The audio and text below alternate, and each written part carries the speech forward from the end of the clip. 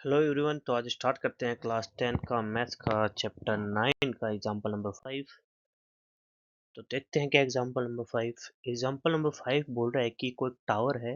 The shadow of a tower standing on a level ground is found to be 40 metre long when the sun's altitude is 30 degree then when it is 60 degree. Okay, तो इसमें ये क्या बोल रहा है कि कोई tower है, राइट, और उसकी शेडो आ रही है। ओके, तो ये मान लेता हूँ मैं ये कोई टावर है। Okay, this is the tower. Okay, इसकी शेडो आ रही है, मतलब, और इसकी शेडो आ रही है। तो जैसे अपन मान लेते हैं कि सन यहाँ पे है, राइट, तो सन से रेज निकली और इसकी शेडो आ रही है। ओके, अप टू हियर, यहाँ तक आ रही है। ओके, यहाँ तक। तो जब पहली बार आ रही है तो ये बना रही है 30 डिग्री एंगल। ओके, जब एल्टीट्यूड, सन का एल्टीट्यूड, ये रहा सन, इसका एल्टीट्यूड कितना है, 30 डिग्री है। ओके, तो ये अल्टरनेट से मैं डिसाइड कर लिया कि ये हो गया 30 डिग्री। ओके, अल्टरनेट एंगल से, राइट। अब सन थोड़ा सा ऊपर गया, राइट, यहाँ कुछ ऐसा है, राइट। अब यहाँ से वही शैडो यहाँ आएगी, राइट। तो ये एल्टीट्यूड से कितना बना रहा है, 60 डिग्री अगेन। ओके, सो अल्टरनेट एंगल से हो गया 60 डिग्री। तो इन दो जो दो पॉइंट्स हैं, ये है ना दो पॉइंट्स, जब 30 डिग्री था और 60 डिग्री था, इनके बीच की जो डिस्टेंस है वो अपन को दे रखी है 40 मीटर। ओके, 40 मीटर दे रखी है।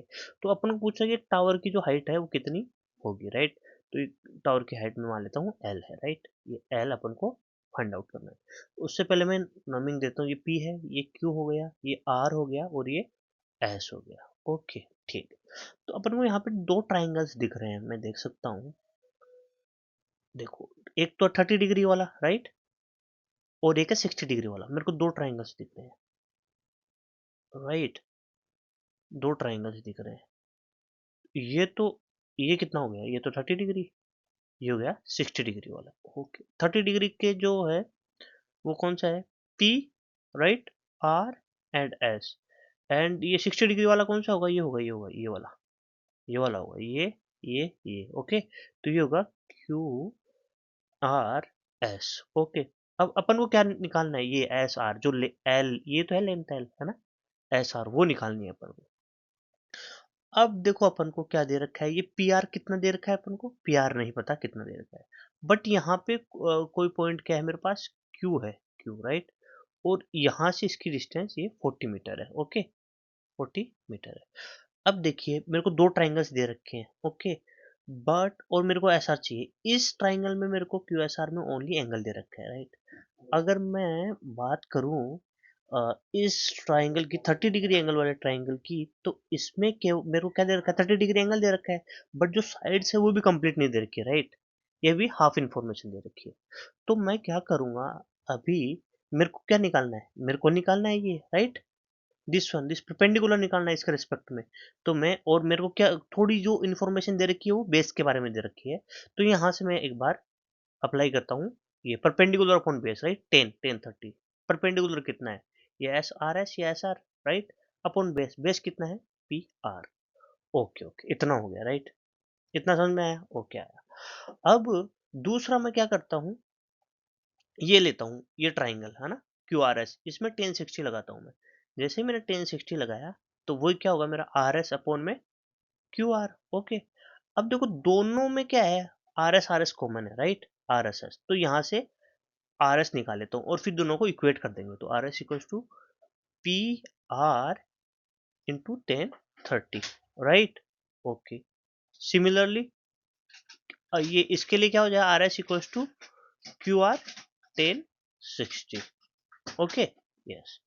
अब ये दोनों क्या है, बराबर है, तो इनको बराबर में कर देता हूँ। तो 10 30 equals to Q R 1060। Okay, अब वैल्यूज पुट कर देते हैं। देखो, पी आर है, पी आर, राइट, ये रहा पी आर, ये है P Q plus Q R. Okay, ये कितना होगा, P Q plus Q R, right.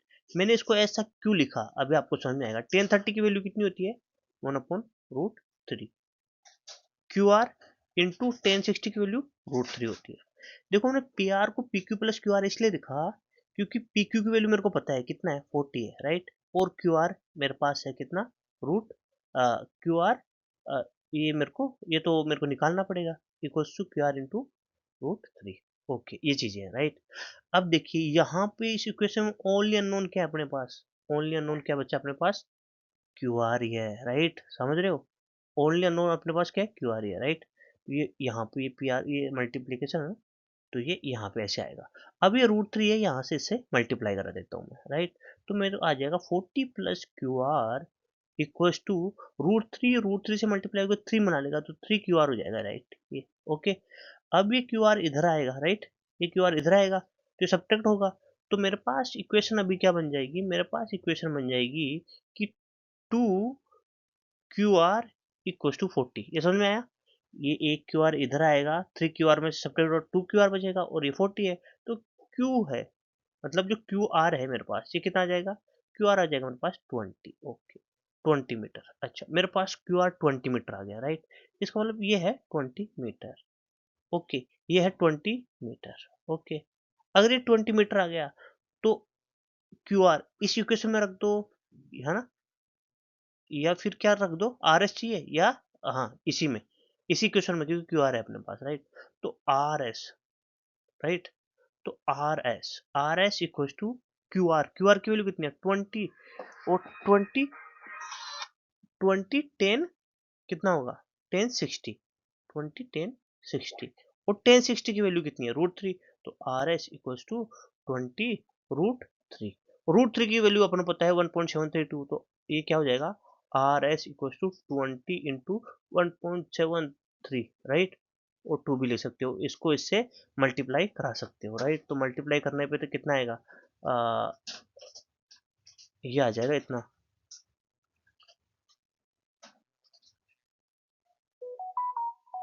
ये हो जाएगा कितना, 34, ये 64, राइट। तो ये हो गया 3.464, राइट, है ना। और इसको क्या है, इंटू 10 भी तो है ना, ये 2 से मल्टीप्लाई किया फिर 10 से भी, तो ये हो जाएगा R S equal to 34.64 metre, okay, ये हो जाएगा। अब देखो मैंने क्यू आर की वैल्यू यहाँ पे क्यू इस ट्राइंगल से निकाल, राइट, इस ट्राइंगल से भी अपन आर एस निकाल सकते हैं, क्योंकि पी आर क्या होगा मेरा, 40 + 20, तो 40 + 20 यहाँ पे रखूंगा मैं, कितना होगा 40 + 20 60, तो आर एस यहाँ से भी निकाल सकता हूँ मैं, पी आर की वैल्यू कितना है 60, और इंटू 1/√3, तो 1/√3, अब √3 नीचे रहेगा तो √3 से ऊपर नीचे मैं मल्टीप्लाई करवा दूंगा। जैसे √3 से ऊपर नीचे मल्टीप्लाई करवाया मैंने, तो ये कितना हो जाएगा, 60, 60/3 इंटू √3, ये गया 20 √3, वापस से वही आनी है इक्वेशन 20 √3, राइट।